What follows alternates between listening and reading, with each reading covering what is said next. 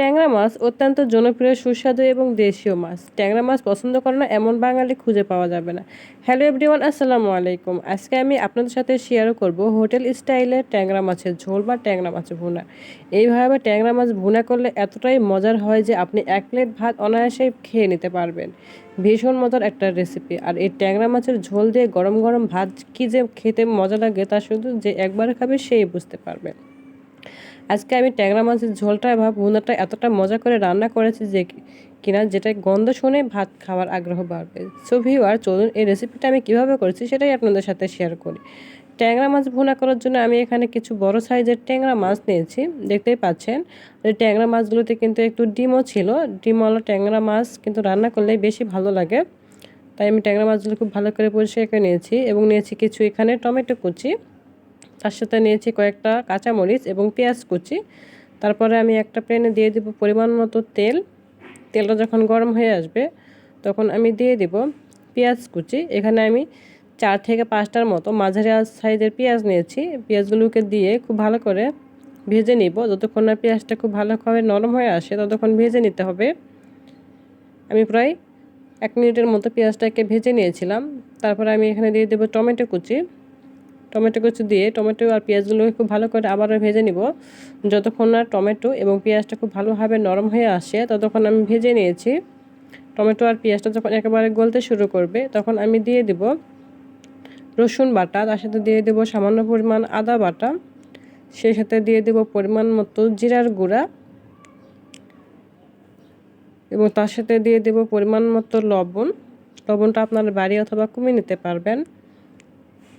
সেই সাথে দিয়েছি 1/2 চামচ পরিমাণের হলুদ গুঁড়ো এবং তার সাথে দিয়েছি 1 চামচ পরিমাণের গুঁড়া মরিচ দিয়ে সবগুলো উপকরণ খুব ভালো করে মিশিয়ে নিব।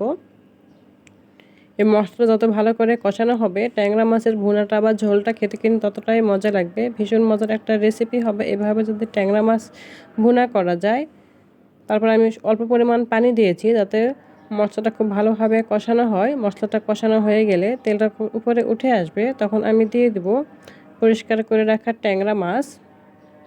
ট্যাংরা মাছগুলোকে দিয়ে খুব ভালো করে নাড়াচাড়া করে দেব যাতে মশলার মধ্যে খুব ভালোভাবে মাছগুলোকে খুব ভালোভাবে কষিয়ে নিতে হবে।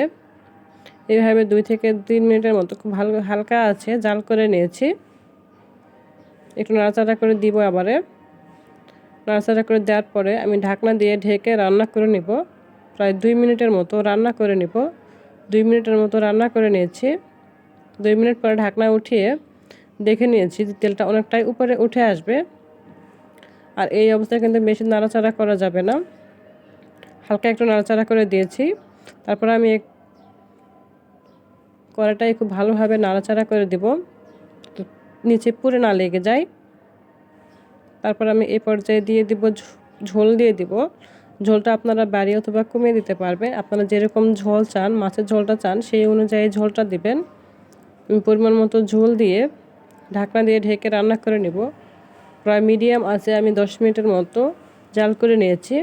10 মিনিট পরে দেখে নিয়েছি যে মাছটা অনেকটাই রান্না হয়ে গিয়েছে আর এই সময় কিন্তু অনেক সুন্দর একটা গন্ধ বের হয়।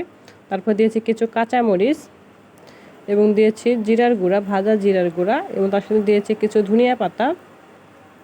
তারপর চুলাটা অফ করে দেব। আমার ট্যাংরা মাছের ভুনা রেসিপিটা হয়ে গিয়েছিল। দেখতেই পাচ্ছেন কতটা লোভনীয় হয়েছে ট্যাংরা মাছের ভুনা রেসিপিটা। ভীষণ মজার একটা রেসিপি হয়। তারপর আমি পরিবেশনের জন্য উঠিয়ে নেব।